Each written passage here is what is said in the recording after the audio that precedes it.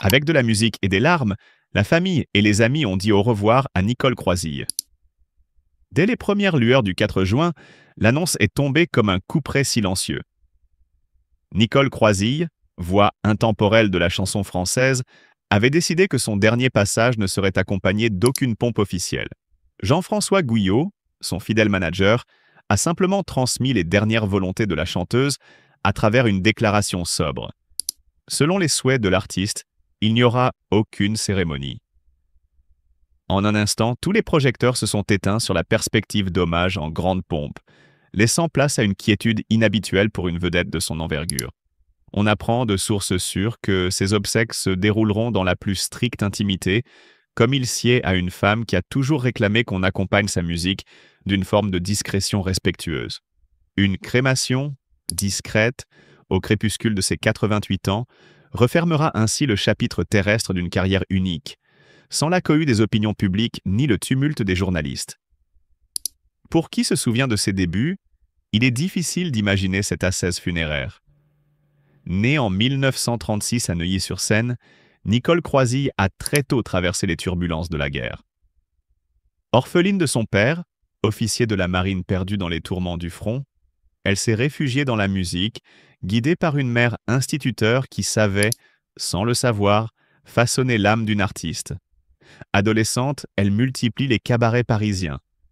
Pigalle, Montparnasse, Saint-Germain-des-Prés. Elle découvre le jazz et le bebop, s'imprègne de l'ambiance effervescente des années 50, passant des ruelles sombres aux plateaux feutrés, toujours avec cette voix à la fois chaude et cristalline, prête à saisir l'émotion la plus fugace. Le grand public découvre Nicole dans les années 1960, alors que la chanteuse collabore avec les plus grands noms de la rive gauche, Georges Brassens, Léo Ferré, Charles Aznavour. Mais c'est le cinéma qui lui offre son rôle le plus emblématique. En 1966, Claude Lelouch compose pour son film Un homme et une femme, une bande originale qui s'arme du charme discret de Nicole Croisille. Ses notes, délicates et puissantes à la fois, incarnent la mélancolie et l'espérance du duo mythique, incarné à l'écran par Anouk Aimée et Jean-Louis Trintignant. Dès lors, sa voix devient la musique d'une génération. On l'entend sur les ondes, dans les voitures, dans les bals de province. Elle fredonne les mots d'amour, de séparation, de renaissance. Elle sublime le noir et blanc des images d'antan en chaque rayon de lumière que portent ses refrains. Le temps passe, mais l'aura de Nicole ne faiblit pas. Tout au long des décennies suivantes, elle enregistre des disques, sillonne les stades, monte sur des scènes où l'on crie son nom. Pourtant, malgré l'adulation, elle reste fidèle à son besoin de réserve.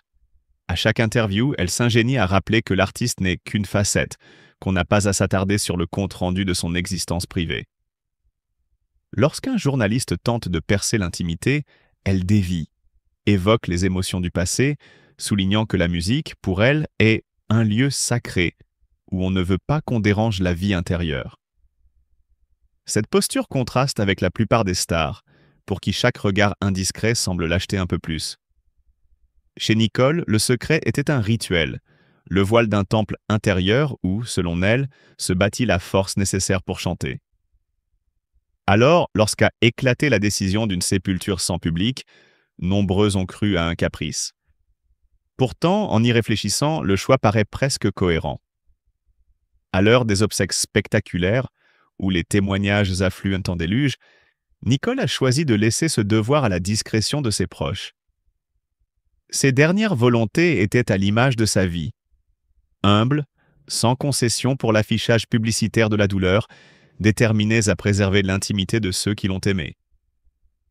Aucune personnalité n'était attendue. Aucune gerbe ne serait posée au pied du cercueil. Seule une poignée de fidèles, peut-être 6, peut-être 10, fréquenterait la crémation.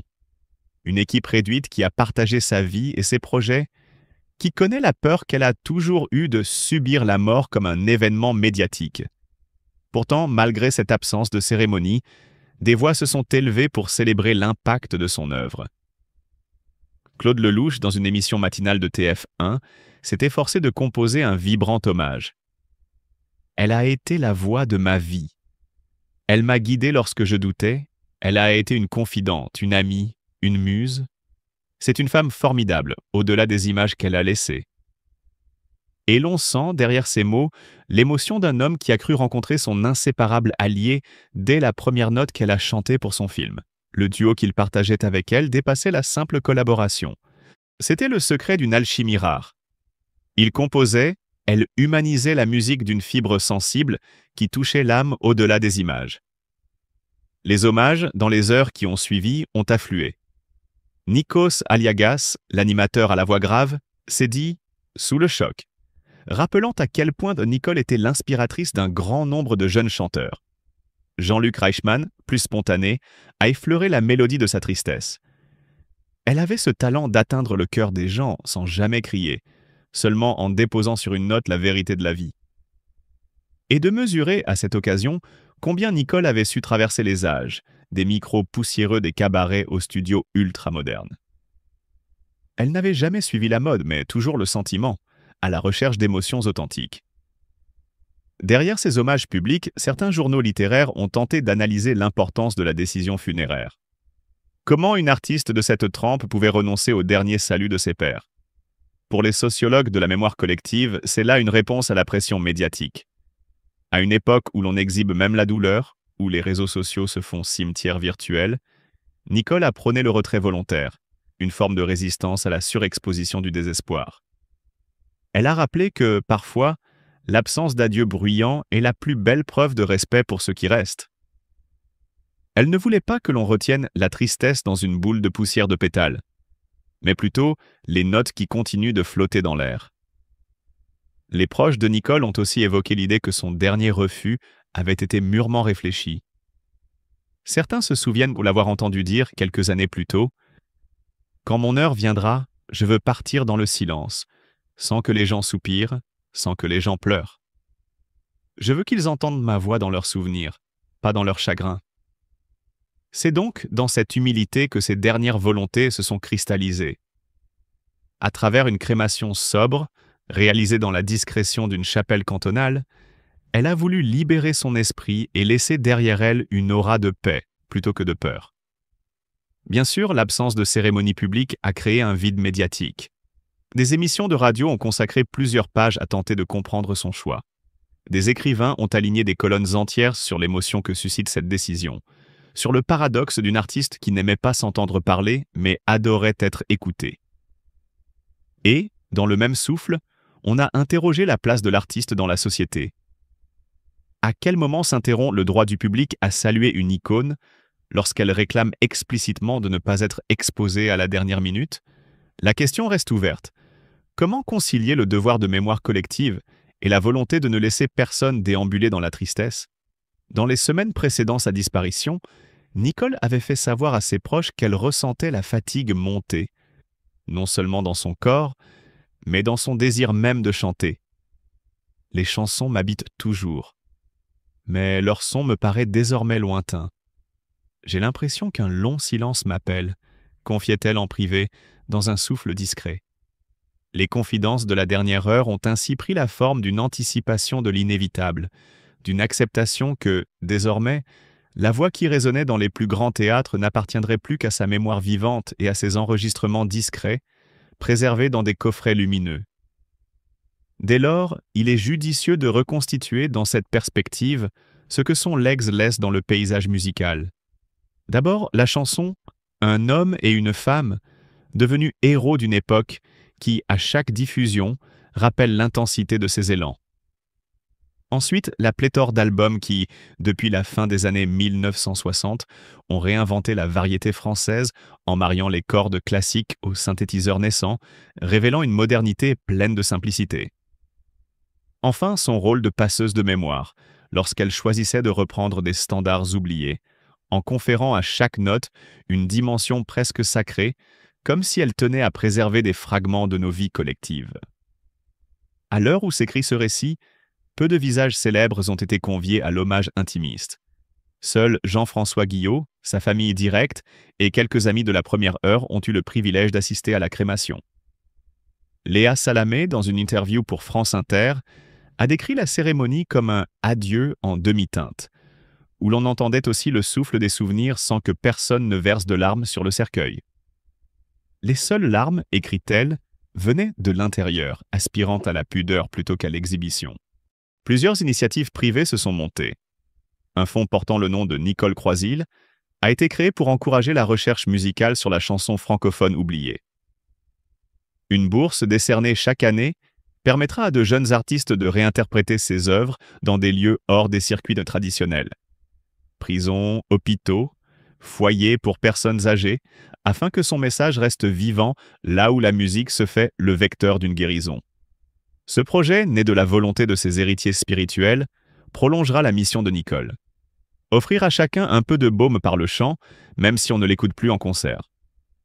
L'absence de cérémonie publique, loin d'être un renoncement, apparaît comme un ultime acte de liberté. Celle d'une femme qui aura toujours accordé davantage de valeur au morceau qu'à l'écho, à la note qu'au battage médiatique. Dans cette optique, ses humbles dernières volontés sont la dernière manifestation de son authenticité. Elle a banni la moindre forme d'ostentation pour ne laisser subsister qu'une vérité plus profonde. La musique, lorsqu'elle est sincère, n'a pas besoin de cortège funèbre pour vivre. En filigrane de ce récit, on distingue une leçon plus universelle. La célébrité ne se mesure pas à l'éclat d'une cérémonie, mais à la résonance silencieuse qu'elle laisse dans le cœur des auditeurs. Nicole Croisille, en choisissant le silence plutôt que les hommages publics, nous rappelle que le véritable hommage, l'hommage ultime, se trouve dans l'éternité de la note, dans l'immuabilité du souvenir. Impossible d'imaginer désormais la chanson française sans entendre les échos de sa voix, et chaque fois que l'on fredonnera un homme et une femme, on saura qu'il s'agit là d'un adieu aussi pudique qu'inoubliable. Derrière chaque note enchanteresse et chaque refrain inoubliable, Nicole Croisille a tracé un chemin singulier, où la passion pour la scène et la recherche de l'excellence artistique l'ont menée bien avant toute histoire de cœur. Dans son autobiographie « Je n'ai pas vu passer le temps », le Cherche-Midi, novembre 2006, elle relate sans phare cette décision déterminante. « J'ai décidé une fois pour toutes de privilégier ma carrière à mes sentiments. » Ces mots, prononcés avec la fermeté de qui a arpenté les planches et les studios pendant des décennies, révèlent une femme animée par le besoin viscéral de chanter et d'interpréter, quitte à laisser l'amour parfois sur le banc de touche. Dès ses premiers pas dans les cabarets enfumés du Paris des années 1950, Nicole a compris que sa voix, à la fois chaude et limpide, était son outil le plus précieux. Sous les lumières tamisées de Pigalle, où jeunes rapins et étudiants en quête de sensations fortes se pressaient pour découvrir les vedettes montantes, elle a bravé la timidité initiale et appris à apprivoiser son trac. Chaque soir, elle se mesurait au spectre du doute et de l'incertitude, mais c'est précisément cette émulation qui l'a rendue plus forte. En renonçant à cultiver ses amours, souvent compliqués par les tournées et les enregistrements, elle s'imposait d'écrire une page à la fois flamboyante et solitaire de sa destinée musicale. Pourtant, à y regarder de plus près, l'amour n'a jamais totalement déserté son existence. Là où d'autres célébrités s'épanchent volontiers dans la presse magazine sur leurs romances tumultueuses, Nicole prenait soin de préserver une zone de silence. En 2017, dans un entretien accordé à Gala, elle avouait « J'ai eu des hommes dans ma vie, mais je préfère désormais être seule et avoir de vrais amis sur lesquels je peux compter. » Cette phrase, prononcée avec une lucidité apaisée, suggère que ses liaisons passées, bien qu'authentiques, ne pouvaient rivaliser avec la passion qu'elle vouait à la scène. Chez elle, les sentiments avaient cédé face aux exigences d'un métier où chaque tournée représentait une victoire sur l'oubli. Le choix que Nicole a fait ne s'est pas opéré dans le vide. Il s'est tissé de joies éphémères, de regrets mesurés et d'une soif de liberté absolue.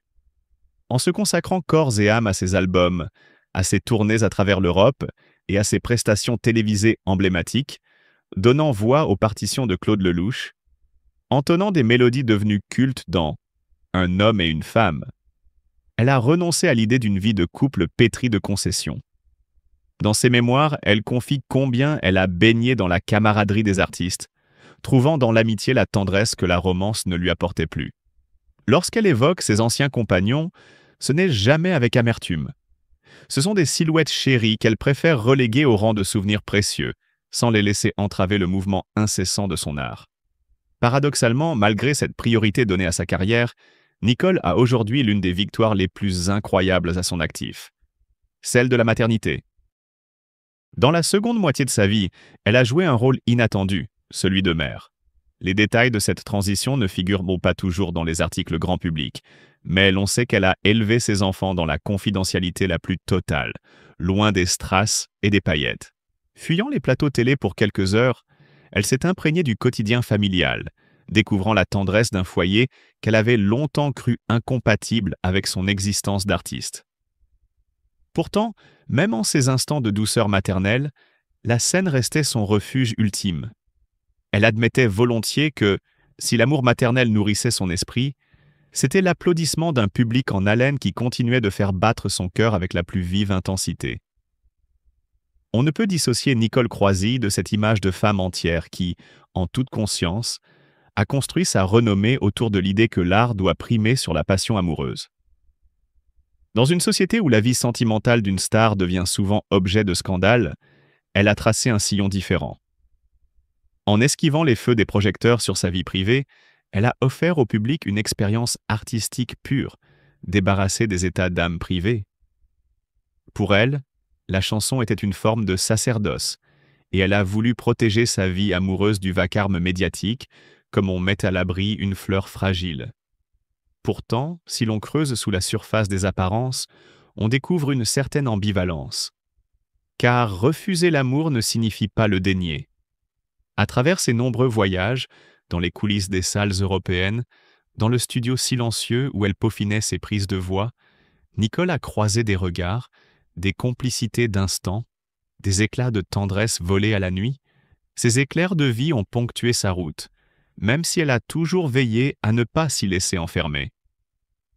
C'est ce balancement entre la soif d'intimité et le besoin de partage public qui a façonné son œuvre. Ces textes portaient souvent en filigrane le regret d'un amour impossible, d'une mélancolie traversée par l'espoir. Dans son journal intime, confié à ses confidences, elle écrivait « La scène est mon plus grand amour, mais parfois je rêve à ce visage qui ne s'imagine pas devant les caméras. » Là réside peut-être le secret de sa longévité.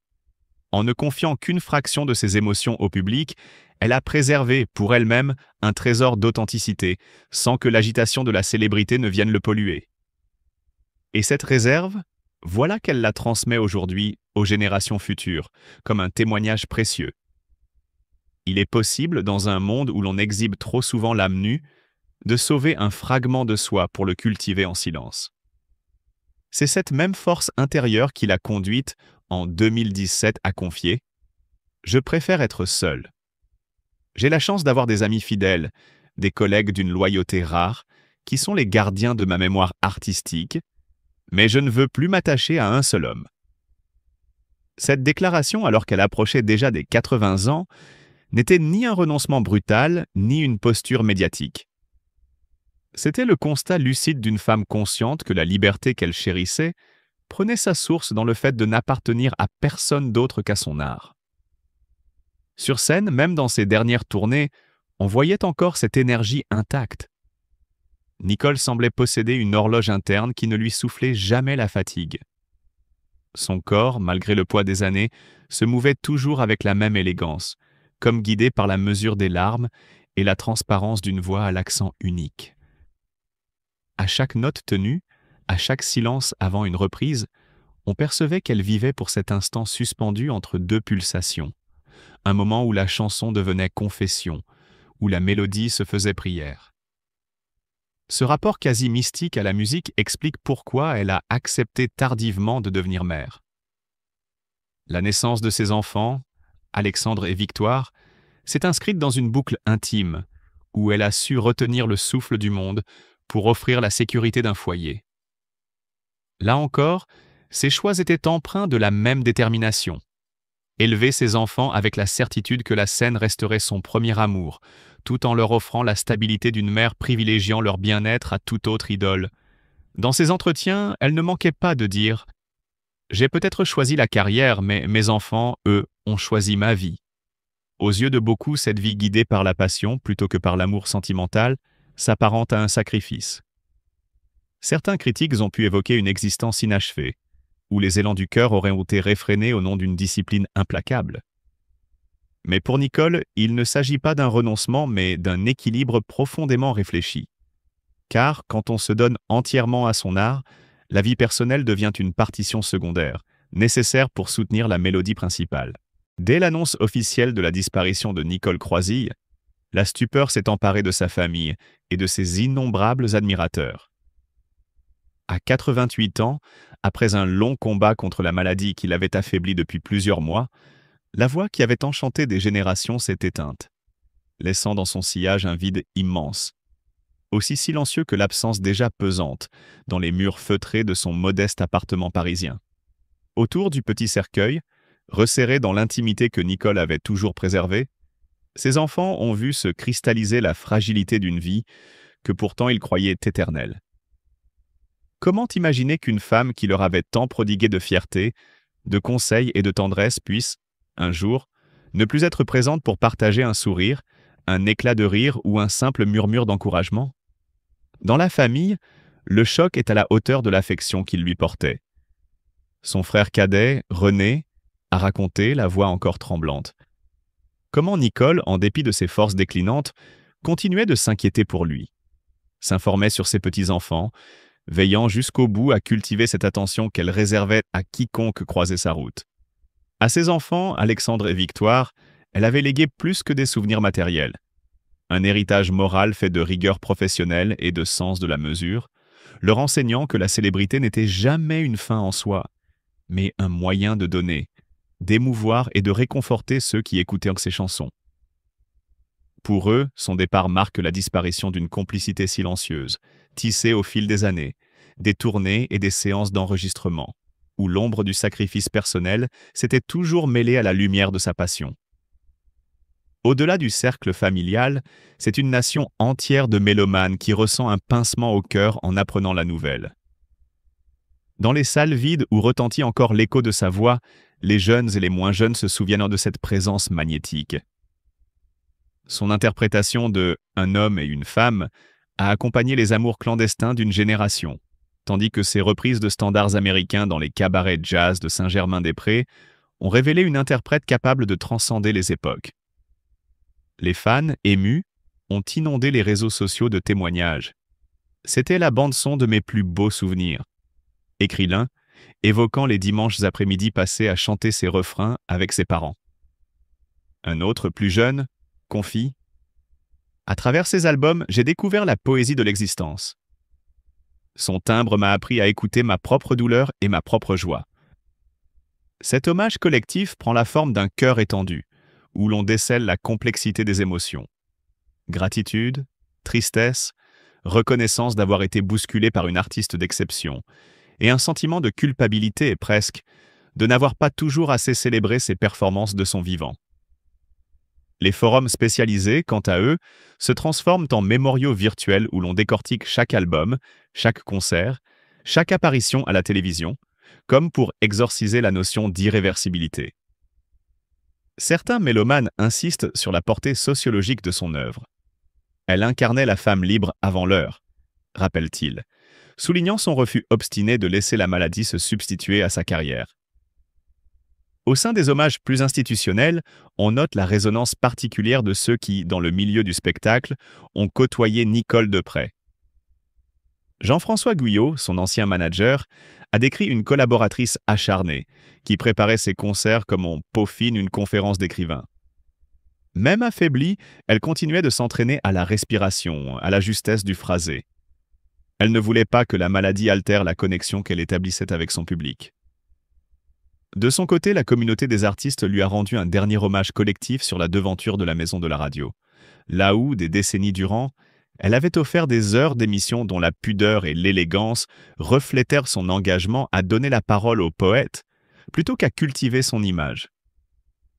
Dans les quartiers populaires, enfin, on ressent un mot se répéter à mi-chemin entre la douleur et l'admiration. Une icône. Car Nicole a su jusqu'au bout transcender les barrières sociales et culturelles. Qu'il s'agisse d'un arrière-cabinet feutré de Saint-Germain ou d'une tournée dans une salle municipale de province, Sa voix offrait la même intensité d'interprétation, comme si elle communiquait aux auditeurs la conviction qu'ils méritaient tous d'être entendus. Maintenant qu'elle a tiré sa révérence, c'est ce message d'inclusion qui demeure, rappelant que la musique, plus qu'un simple divertissement, est une passerelle vers la compréhension de la condition humaine. Nicole Croisille, aujourd'hui âgée de près de 90 ans, a mené une vie remplie à la fois de triomphes incroyables et de luttes déchirantes. D'une enfance marquée par des restrictions et des difficultés à des défis proches de la fin de sa carrière, son parcours n'a pas été facile. Malgré ses tragédies personnelles, elle a su garder ses luttes cachées du public, choisissant de se concentrer sur sa musique. Aujourd'hui, alors qu'elle réfléchit à près de 90 années de vie, nous dévoilons l'histoire non racontée de Nicole Croisille, une femme qui, malgré tout, continue d'inspirer par sa résilience et son art. Le père, qui brisa ses rêves de ballet. La jeunesse de Nicole Croisille fut marquée par une passion incessante pour les arts, en particulier la danse. Née en 1936 à Neuilly-sur-Seine, en France, dans une famille ayant des racines profondes dans le monde créatif, son père, directeur d'une agence de voyage, et sa mère, pianiste, le chemin de Nicole semblait destiné à être lié à la scène. Dès son plus jeune âge, elle ressentit une connexion magnétique avec la scène, particulièrement avec la danse, et il était évident pour sa famille qu'elle avait un talent inné. « Je crois », disait-elle un jour dans une interview avec Claire Chazal sur France 5, que ma mère m'a toujours dit que dès l'âge de 3 ans, j'étais déjà en transe, dansant dans le salon. Mais malgré l'enthousiasme et le talent naturel de Nicole, son père avait des projets différents pour son avenir. Il ne voyait pas une carrière dans les arts comme une option viable et était déterminé à éloigner sa fille de la scène. Son opposition à son rêve fut une lutte constante pendant la jeunesse de Nicole. Il lui interdit de passer une audition pour le prestigieux Opéra de Paris, où les jeunes danseuses, appelées petits rats, étaient formées. Il estimait que ce chemin ne la mènerait pas à un avenir stable ou respectable. Pour Nicole, ce rejet fut un coup dur, mais il n'éteignit pas sa passion. Déterminée à garder ses rêves vivants, Nicole emprunta un autre chemin. Au lieu du ballet, elle se concentra sur des études plus conventionnelles, apprenant à taper à la machine et poursuivant une carrière plus pratique.